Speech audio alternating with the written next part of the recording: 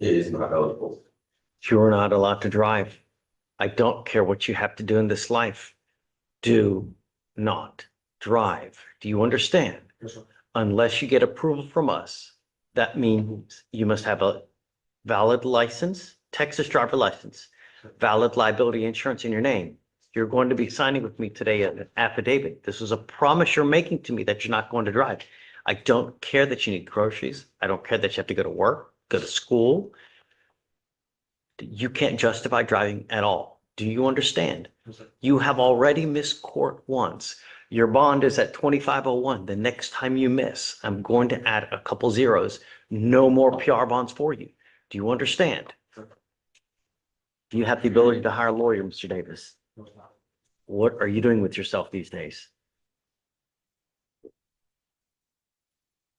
Are you working? Yes, sir. Okay, what do you do for a living? Tire technician. Say it again? Tire technician. Okay, and how much money do you make a month? About 2,800. Okay, are you married? Do you support anyone? This is my daughter. All right, go ahead, come up here. Do you mind signing those conditions? I'm gonna have you sign a reset. I'm gonna have you come up here. We'll have you meet with a lawyer here momentarily. I'm telling you now, I don't know who you have in this life, but if I make your bond $5,000 to $10,000 and you don't want to have anyone to pony up that money, you're gonna be stuck with me for a long time. You understand? Yes, sir. All right, come on.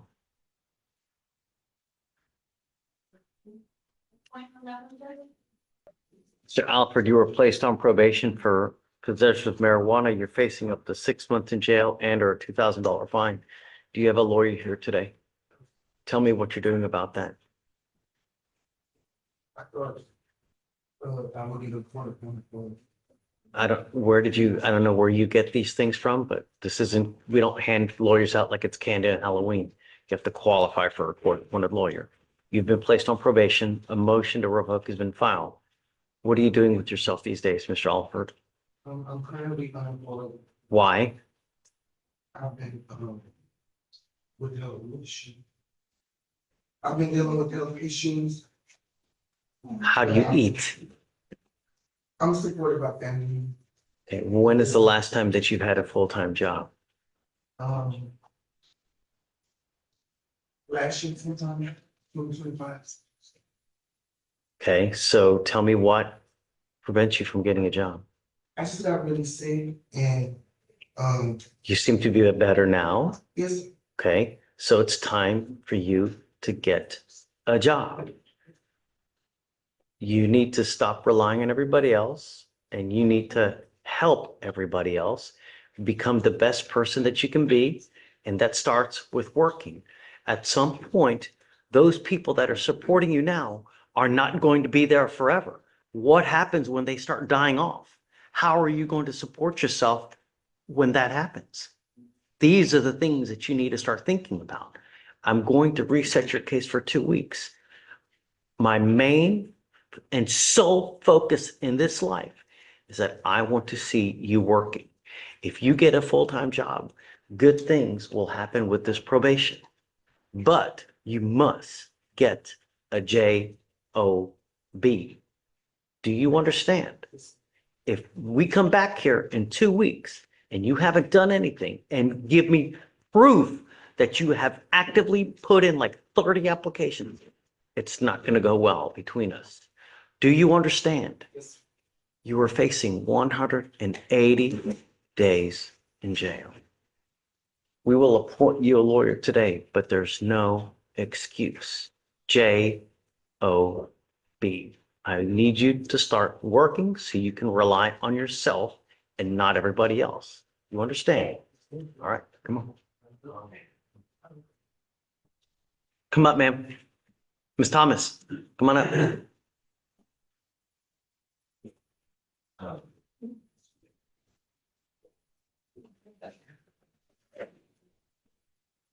Carl, where's this step from, if you don't mind, please? The credit card abuse has anything to do with that as well? Ms. Thomas, you are charged with theft. You're facing up to 6 months in jail and or a $2,000 fine. As a condition of your bond, I'm ordering you not to go to any target whatsoever for any reason. If you do, if you pick up a new case, I will revoke your bond, put you in jail. No more PR bonds for you. Do you understand? Stop. I'm going to protect my community at all costs. I don't care who you are. I don't care how old you are. You endanger my community. And that means all aspects of it. I will put you in jail and make your bond high. Do you understand? Yes, sir. The credit card abuse is unrelated. Okay. Um, How are you supporting yourself these days, man? that's the thing I was trying to explain. When I came to court in February, I actually knew I would be able to have my own lawyer. Unfortunately, my mother did suffer a stroke, causing her left side to be paralyzed. So it's just me, my daughter, and my mom that she goes to rehab. So I'm asking for a court-appointed lawyer. Right now, I do not have a job because I'm taking care of my mom and my daughter at the same time.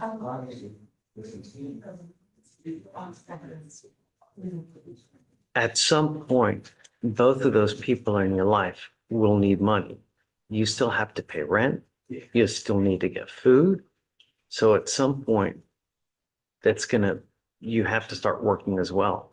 You can't just not work for the rest of your life. Not only that, but, working and being a busybody shows your daughter that that's the kind of reality that needs to set in, not sitting at home all day, because the apple doesn't fall far from the tree. You know what I mean? It never does. I understand what you're saying. I'll appoint you a lawyer today, but don't miss court again. Do not pick up any new cases and don't go to Target. You understand? I'm not asking much. I want you to be the best person you can be. And that starts with number one, working. Number two, being a good parent to that daughter, because that daughter is like a little tree. That tree can grow and provide beautiful flowers, or it can grow all just, you know what I mean? Yes. All right. We'll have bond conditions created for you to sign. Do not leave until you sign them, and then I'll have you talk to someone here.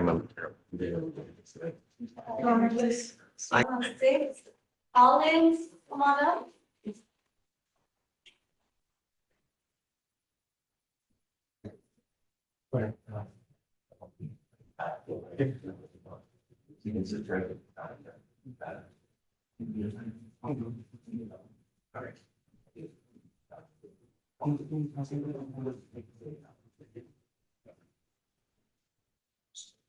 Mr. Collins, you just had a reckless driving dismissed.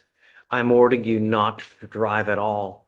You will be signing an affidavit with me today, promising me you're not going to drive. I don't care what you have to do. I don't care that you drove here. I'm ordering you not to drive. If you do, I will revoke your bond, put you in jail, and I'm going to make your bond high. I will protect my community at all cost. Do you understand?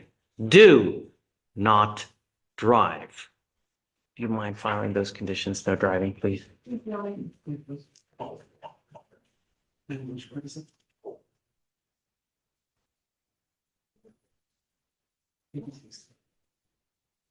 We are going to reset your case to give you time to hire a lawyer. So I will have you come up here.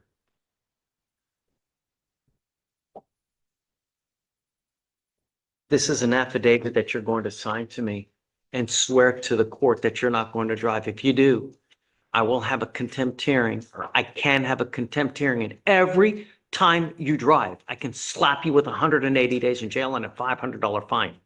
Do you understand? You drive 3 times, I can have 3 contempt hearings. Do not drive. Do you understand?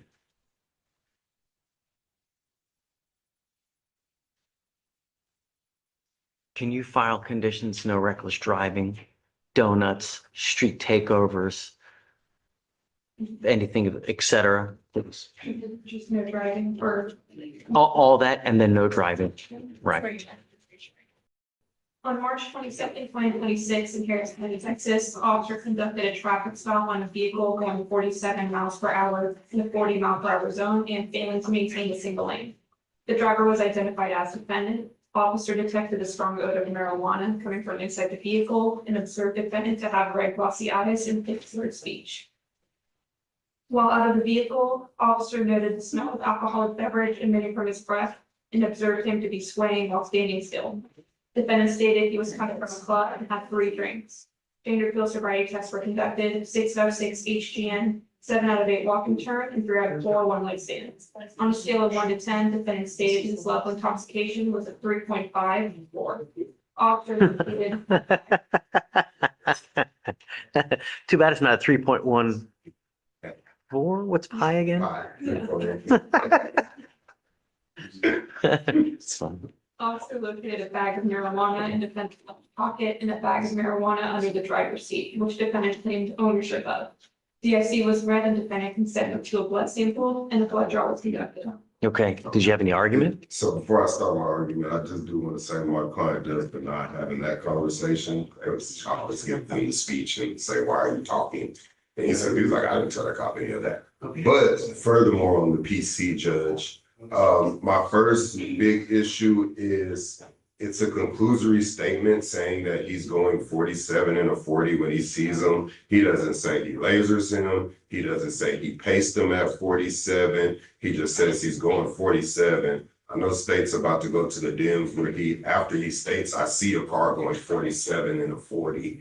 Then he says, and then while pacing him afterwards, after he saw him going 47 and a 40, that's when he says while pacing him, he's failing to maintain a single lane, which I also have a problem with because he has no statement that there are any dangers presented to any other vehicles that somebody had to stop, swerve, brake, or make any maneuvers to get away from my client. So all I hear is a conclusory speed with no way of telling how he got to that number.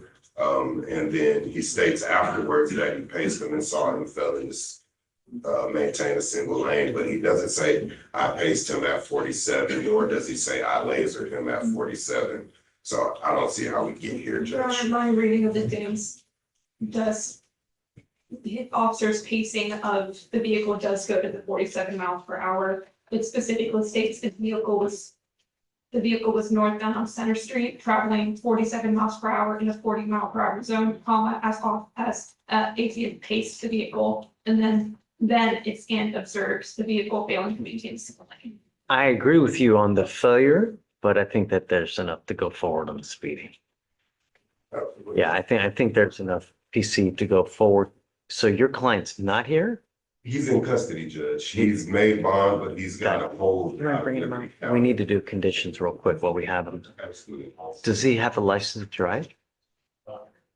Yes, you remember, I'm gonna run it right now. Please.